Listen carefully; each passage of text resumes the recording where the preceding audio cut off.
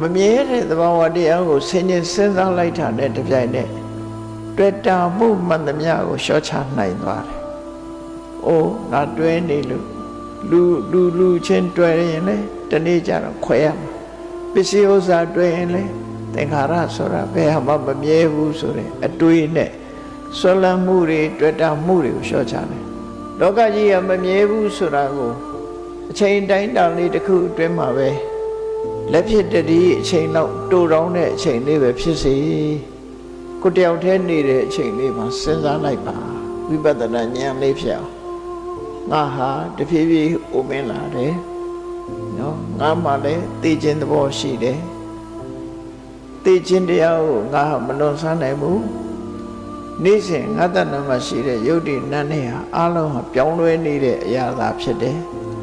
ငါနဲ့ငါပတ်ဝန်းကျင်မှာရှိတဲ့သင်္ခါရတရားအလုံးဟာလည်းဘယ်ရာမှမမြဲဘူးအလုံးပြောင်းလဲပြီးနောက်ဆုံးပျက်စီးရမှာဖြစ်တယ်ဆိုတဲ့ဒီအမြင်ကလေးကိုယ်တဏ္ဍမှာရအောင်ဖြစ်အောင်ဒီအသိဉာဏ်လေးဖြစ်အောင်ကြိုးစားလိုက်ပါ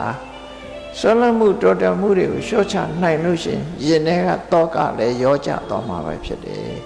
ဒါကြောင့်ဝိပဿနာကုသိုလ်ကပုံမြတ်တယ်နိဗ္ဗာန်ဆိုတဲ့အငြိမ့်တဲ့နဲ့အလွန်နီးသွားလို့မဲ့ကုသိုလ်ကိုရနိုင်တဲ့လမ်းကြောင်းဖြစ်လို့ဝိပဿနာကုသိုလ်ဒီအကောင်းဆုံးကုသိုလ်လို့ဒီလိုဝေလမသုတ္တမှာဟောတာဖြစ်တယ်